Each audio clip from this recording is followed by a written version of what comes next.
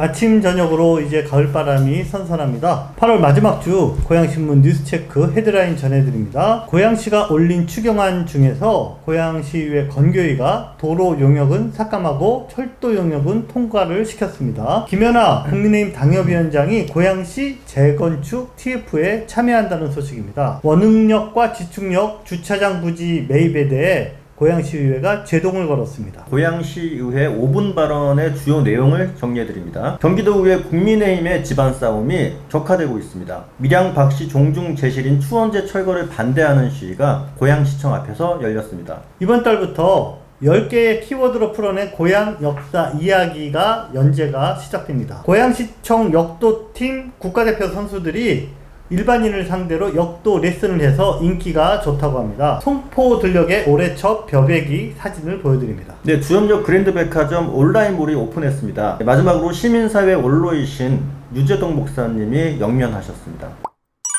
지난주에 이동환 시장이 취임 후에 첫 추경 예산안을 꾸렸는데요. 그 예산을 가지고 지난주부터 시의회가 본격적인 예산 심사에 돌입했습니다. 임기 초 시정 방향을 둘러싼 시장과 시의회의 기싸움도 예고되어 있었는데 상임위에서 예산안 일부가 삭감됐죠. 아무래도 가장 눈에 띄는 거는 관심이 높은 교통 분야 예산이 어떻게 됐느냐 요건데, 이동환 시장의 교통공약 이행을 위한 첫 단추 중 하나인 도로망 개선 타당성 용역 예산 5억 원이 건교위에서 전액 삭감됐습니다. 삭감된 예산을 좀 살펴보면요, 주교 장항 연결도로 개설, 대곡 고일로 확장, 자유로와 통일로를 포함한 고양시 주요 도로에서 상습 정체 구간에 대한 개선 방안 등을 검토하는 연구 용역 발주 비용, 요게 이제 5억 원이었는데 삭감이 된 것입니다. 김혜련 건교위원장에 따르면 사업 내용이 너무 포괄적이고 세부 계획도 구체적이지 않다.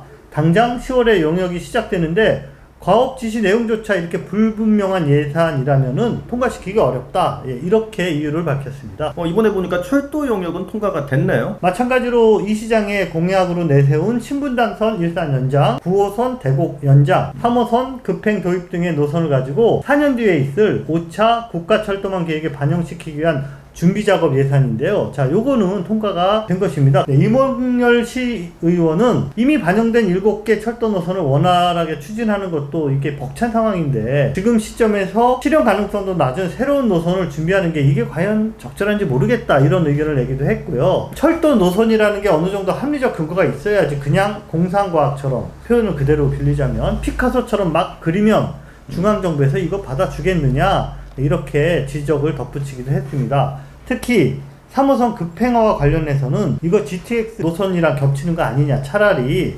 GTX 노선 중심으로 새로운 교통망을 좀 세우는 게 맞다, 이런 의견을 내놓기도 했습니다. 국민의힘 시의원들도 지적을 했다면서요. 국민의힘 이영훈 시의원은 2014년 당시에도 신분당선 식사 현장 용역을 진행했고 이후에도 수차례 관련 용역을 진행했는데 성과가 없지 않았느냐 라면서 이거 예산 낭비가 좀 우려된다, 이런 의견을 내기도 했습니다. 그래도 철도 용역은 무사히 통과가 됐어요. 아무래도 이 철도 노선 용역 같은 경우는 워낙 주민 요구가 높은 그런 사항이기도 하고, 신분당선 같은 경우는 식사동 등 해당 지역의 오랜 수건 사업이 아니겠습니까?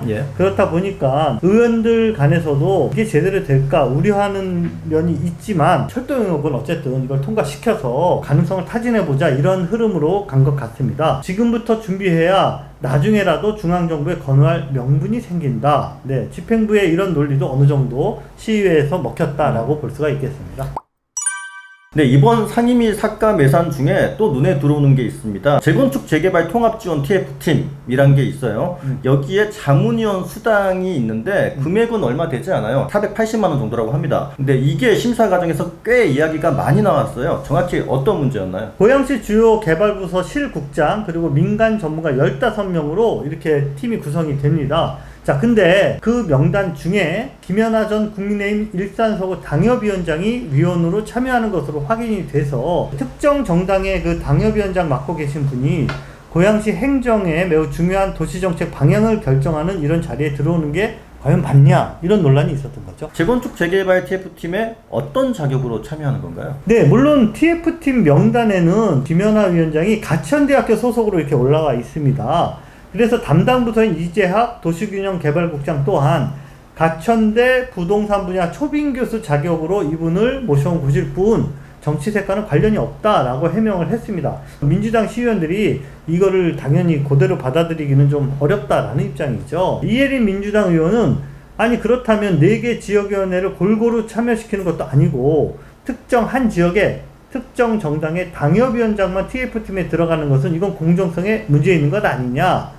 무엇보다 임기 초 시정 방향을 결정하는 가장 중요한 시기에 이런 식의 TF팀을 구성하는 것은 매우 위험하다라고 지적을 했습니다. 자, 일반적으로 TF팀이라고 하면은 각 부서 공무원들, 시정연구원 정도의 박사들이 참여하는 형태로 알고 있는데 이번 TF팀은 민간위원들까지 들어가 있는데 이런 경우가 흔치 않은 것 같아요. 정치적 논란뿐만 아니라 이거 이권 개입 우려도 나오고 있는 그런 상황인데요. 실제로 자문위원 8명 중에는 인수위에 참여했던 한국민간투자학회 회장인 강승필 교수, 능곡 뉴타운 총괄 기획을 했던 이정형 교수, 뭐 이런 분을 비롯해서 엔지니어링 업체 부대표, 고양시 개발부서 퇴직 공무원 출신의 건축사 사무소 부회장, 이런 분들이 좀 참여하고 있어요. 이해충돌, 이런 논란이 좀 있는 거죠. 고양시 도시개발국장은 TF팀에 참여하는 민간 전문가들은 말 그대로 조언을 해주는 역할이지 시의 정책 방향에는 관여하지 않는다, 이제 이런 식으로 해명을 했습니다.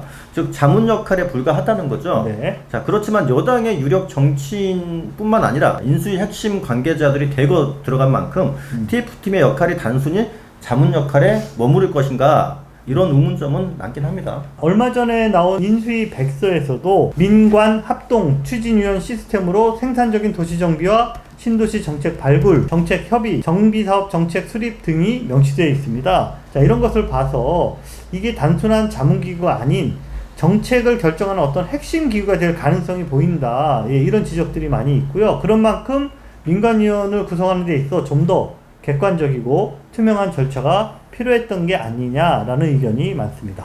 자, 저는 특히 1년 전에 다주택 논란으로 문매를 맞은 적이 있잖아요. 김연아 전 이제 국회의원이요. 그분이 이제 서울 주택도시공사 후보를 자진 사퇴하고 말지 않았습니까? 불과 1년 전입니다. 공사 사장을. 예. 네. 그런데 고양시 재건축 재개발의 밑그림을 그리는 그런 TF팀에 참여하는 것이 맞느냐, 이런 의문점도 남긴 합니다.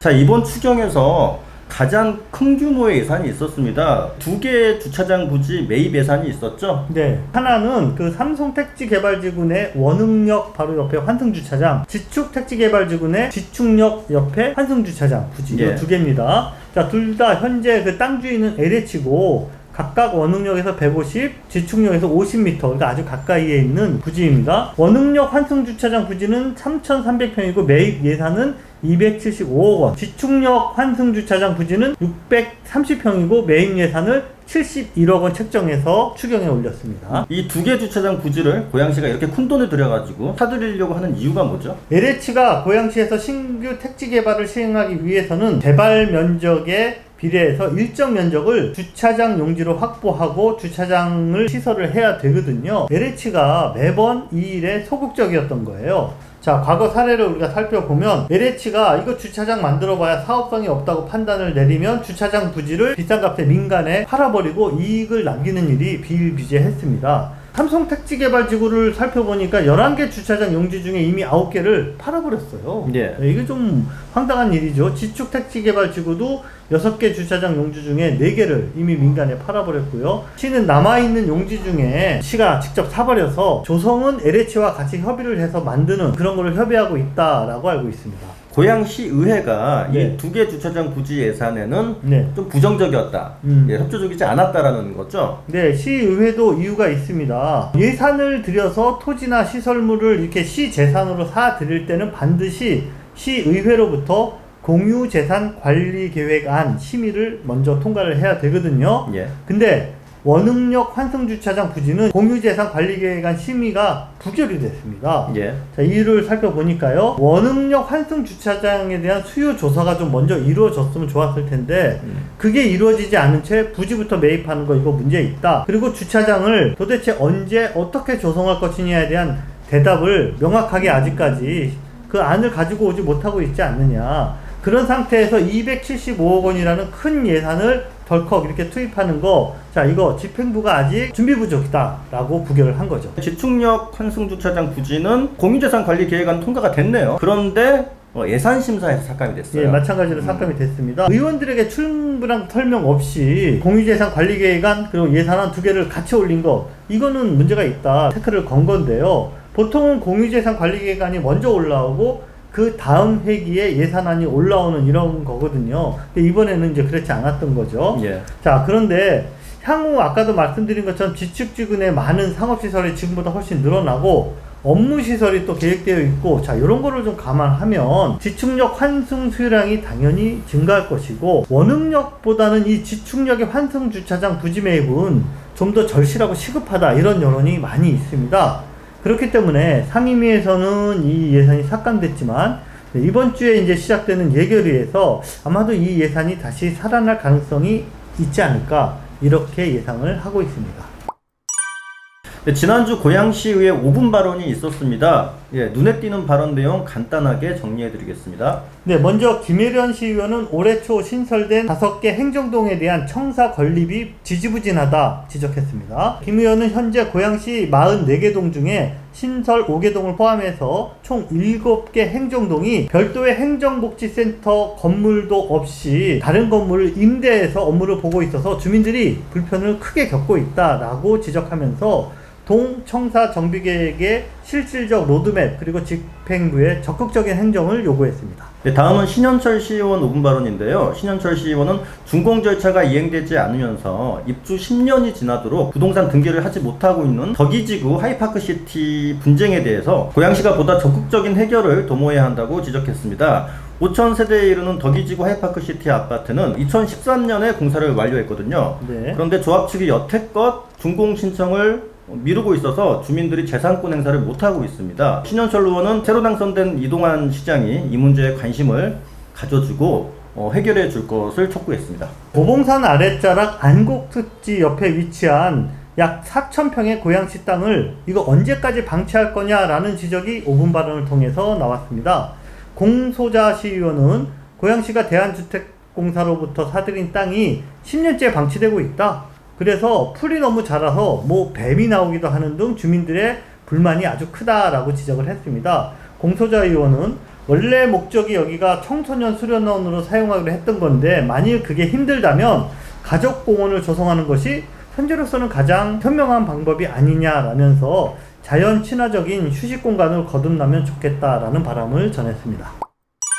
중앙당 얘기를 좀 먼저 하면요. 이준석 전 당대표를 중심으로 내용을 겪고 있잖아요. 경기도의회 국민의힘 도의원들도 그것과 비슷한 문제로 갈등을 겪고 있습니다. 네, 지금 경기도의회 국민의힘 당대표는 고양시 소속 도의원이 광미숙 의원입니다. 근데 이분이 얼마 전 민주당과 원구성 협상에 임했는데 같은 당의 도의원들의 불만이 아주 폭발을 했습니다. 결국에는 그 불만으로 인해서 의장을 뽑는 투표에서 이탈표까지 대거 나왔거든요. 국민의힘에서. 자, 그래서 민주당에게 전반기 의장을 뺏기게 됐죠. 네, 이게 이제 8월 초의 상황이었는데 지금은 이게 또 어떻게 지금 상황이 정리되고 있나요? 광미숙 대표를 포함해서 대표단 모두 내려와라 라고 국민의힘 도의원들이 맞서고 있습니다. 계속 이렇게 문제제기하고 시끄럽게 하면 징계하겠다 이렇게 경고까지 했는데도 불구하고 불만을 품은 도의원들이 강경한 자세로 맞서면서 기자회견까지 열고 공세를 계속 펼치고 있습니다. 반대파의 요구를 들어주려면 이제 광미숙 대표 의원이 자신의 재신임을 묻는 안건을 의총에 올려야 하는데 그 안건을 올릴 리가 없잖아요. 그렇기 때문에 반대파에서는 기자회견으로 여론전을 계속 펼치는 그런 상황이거든요. 의원 수를 살펴보면은 반대파의 수가 얼마냐?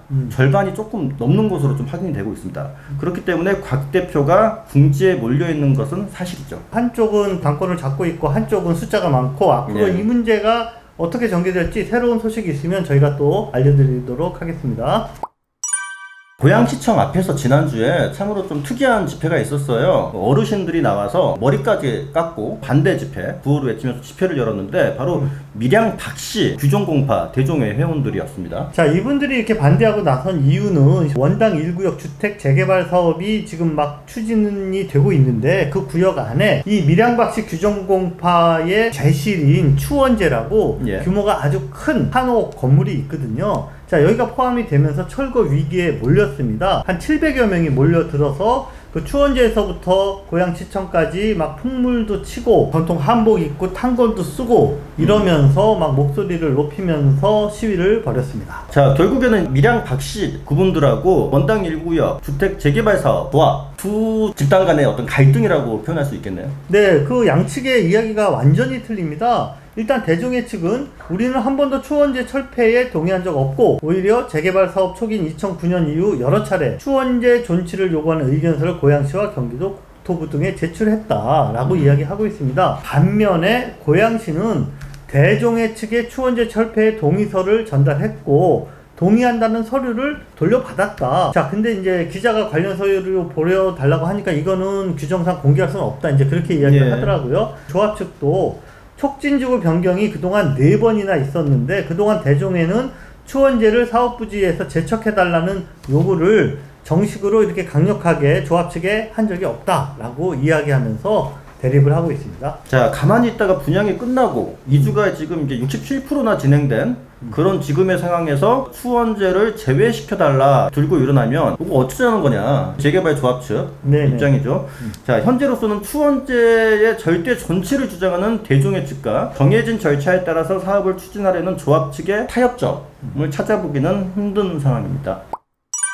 저희 고양신문의 10개의 키워드로 열어가는 고양 이야기라는 새로운 기획 연재가 시작됐습니다. 제목 그대로 구석기 시대부터 일제강점기까지 고양 땅의 흥미진진한 역사를 돈해동 구석기 유적지, 공양왕릉, 고양 파련, 북한 산성 등 10개의 키워드를 중심으로 짚어보는 연재입니다. 네, 글을 써주신 분이 누구냐? 바로 윤병렬 고양시 일산동구 도서관 과장이신데, 자, 이분이 오랫동안 문화유산 분야 공무원으로 일을 하신 그런 전문성이 있습니다. 자, 이런 경험을 살려서 우리 고향 땅의 정체성을 조명하는 글을 매월 마지막 주 고양신문 지면을 통해 풀어낼 예정이라고 합니다. 관심 있는 독자 여러분들의 많은 성원을 부탁드립니다.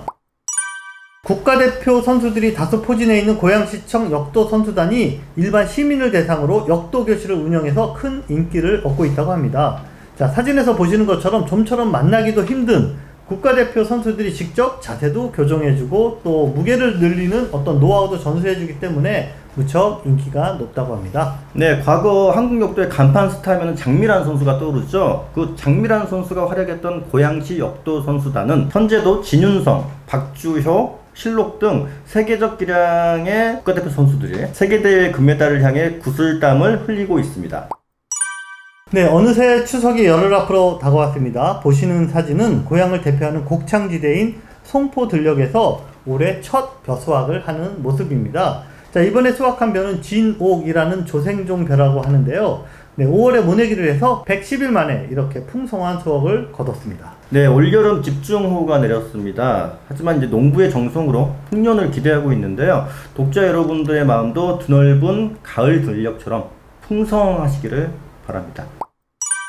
고양 시민들에게 가장 친근한 백화점인 그랜드 백화점이 온라인 쇼핑몰 그랜드몰을 새롭게 오픈했습니다. 대명절인 추석을 맞아서 그랜드몰 오픈 기념으로 풍성한 고객 이벤트를 준비했다고 합니다. 첫 구매를 시작하는 고객에게는 금액대별로 2,000원에서 5만원까지 할인 쿠폰이 지급돼 알뜰 쇼핑 고객들에게 큰 호응을 얻고 있다고 합니다. 또한 이용 고객 중 추첨을 통해서 최고급 호텔 숙박권과 식사권도 선물합니다. 품질 좋고 가성비 으뜸인 그랜드 백화점 온라인 쇼핑몰 꼭 한번 이용해 보시기 바랍니다.